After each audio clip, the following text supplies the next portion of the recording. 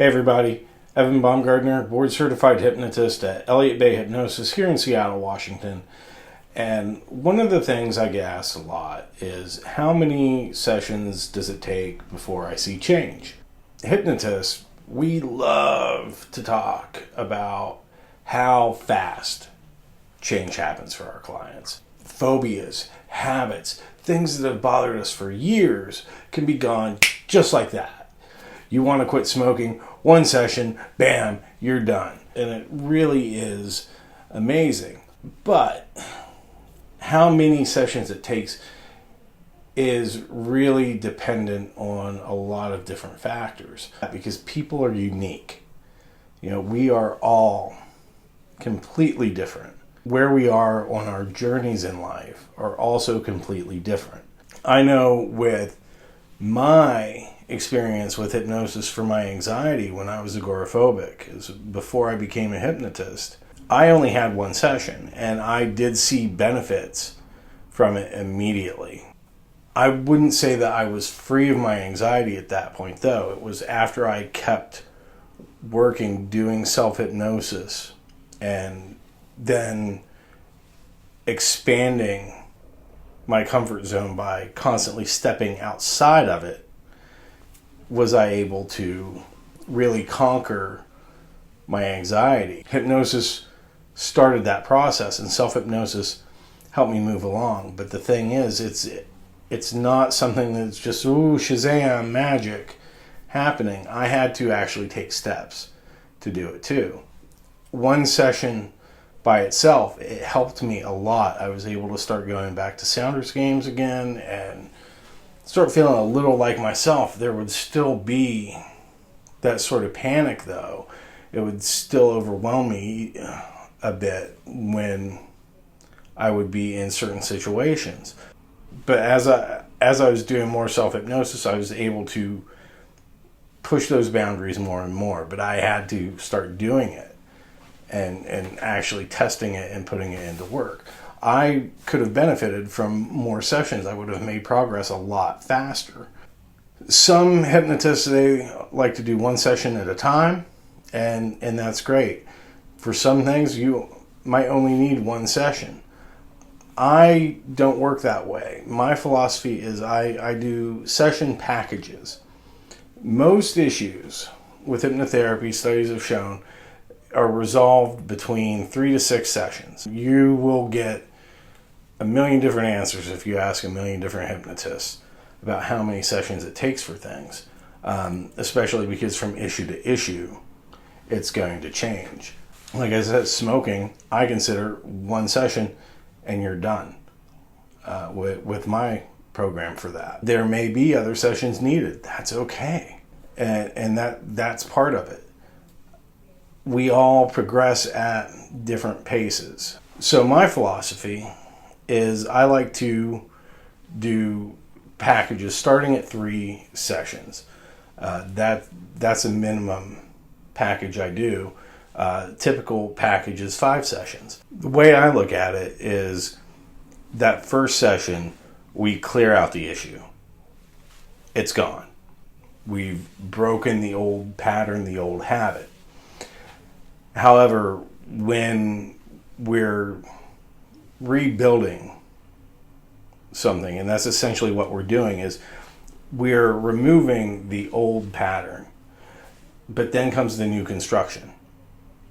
So we have to build that new foundation in place and start reinforcing it so we don't go back to our old patterns, our old habits, that go back to doing the things that we came to change.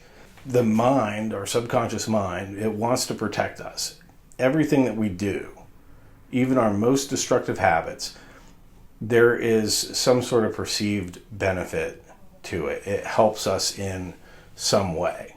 Even if it, keeps us from getting the things that we want, keeps us from living the life that we want to live, keeps us from achieving our goals.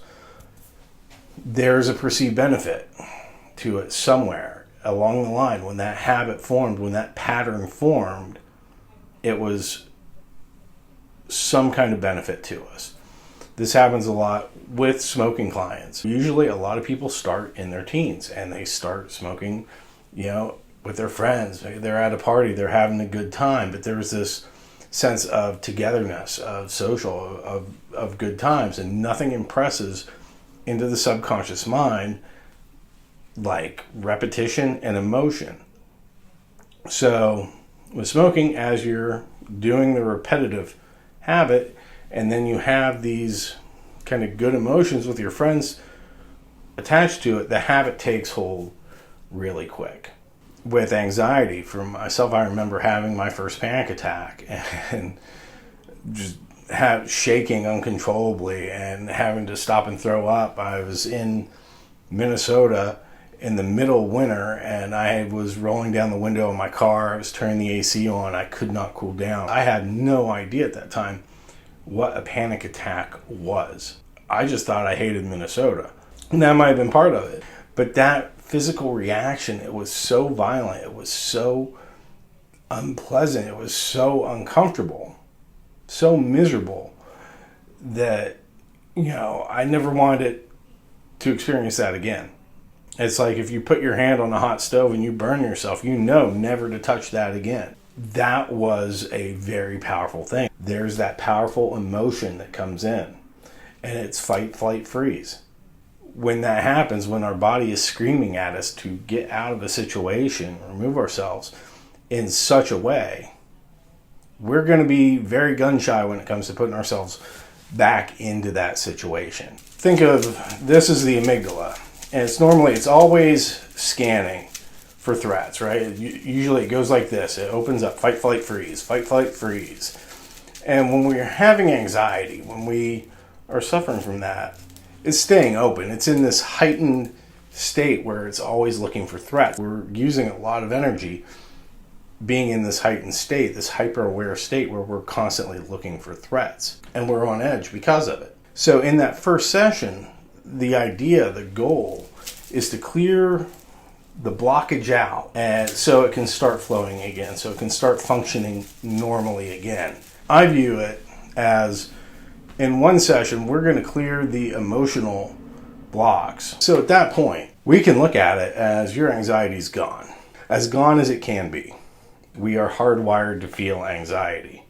So it's not a bad thing. It's meant to help us, to keep us alive, to help us survive, like everything we do. So we will always feel it at some point, but once we get things flowing again, being in that heightened state, we'll start to relax and go on. At that point, you could say, yeah, all right, one session, bam, great. My philosophy, though, is the real work comes after we have gotten that flowing again. If we just dug up this crap and threw it out, now there's a hole there, right? And that needs to get filled with something. And we want to fill it with positive suggestions. We want to fill it with confidence. We want to fill it with self-love. We want to fill it with all of those good things that help us live the life that we want to live. So that's where I like to have additional sessions. For one, we're making sure that we did get everything cleared out. With the emotional detox technique I use in the first session, it clears out a lot of things that you might not even be aware of that are there that have been holding you back. And then we want to keep stepping into tension. We want to get used to this new way of being. We want to adjust to it. Because now, if that's gone, what do we do? It comes down to going beyond what our comfort zone was. So we start to expand it. So we become more and more comfortable in more and more situations. For me, because my goal as a hypnotist when I started doing this was, if I can help somebody not go through the hell I had to go through when I was at my worst with anxiety, when I had agoraphobia, when I would have a panic attack anytime I tried to leave the house. That's my goal. So how do I do that best? This is what I found to be most effective. We're going to clear it. We're going to work on anything else that comes up, and we're going to be reinforcing the positive suggestions. You know, I'm not just going Shazam and that's it. You have to then go out and test it and come back and report to me. I give you homework. You're going to have to do work. At the end of the day, you're the one that has to go live your life. You're the one that has to climb that mountain and get to the top. I'm just your subconscious Sherpa. I'll show you where to put your feet. I'll show you where to grab onto to climb, but you're the one that has to actually do the climbing. You're the one that has to actually go up the mountain. It's kind of getting that muscle memory into place of being comfortable with discomfort, of trying the new things, of going the new way until that becomes your default. And I want to make sure that that is becoming your default. Our subconscious mind is left to its own devices. It's going to keep us stuck in the same place forever. It's resistant to change because it's scary. The unknown is scary. Our subconscious mind will say, okay, yeah, maybe things aren't ideal here. Maybe this is keeping us from the life that we want to live, but I know it. It's safe. It's comfortable. The devil you know is better than the one that you don't. What if that's worse? So we have to really make sure that it's on board with the changes and that it's seeing, hey, you know what? This is a lot better way of doing things. I like this. And I don't feel like we can cover all of that in one session. And that's why I offer session packages. I want to make sure that you're getting the results that you want to see instead of just, boop, okay, we're done, on your way. Go test it. And maybe you do, maybe you don't, but I have no way of knowing. I want you to be successful. And I don't want you coming to me if you don't want to be successful. I want you to be committed to getting the change. That's the type of client I like to work with. The people that are like, this has to change now and I have to do something about it and I want to take back control of my life. Yeah, we're going to get change in that first session. But is the work done? That's the biggest question, is what happens next. Some people need more help with that. Some people need less help with that. It all depends on where you are in your journey with whatever it is you're working for. I hope this has been helpful. Leave a comment. Let me know what you think. Don't forget to like this video and hit that subscribe button. Remember, there are no such thing as problems. There are only situations. So until next time, be seeing you.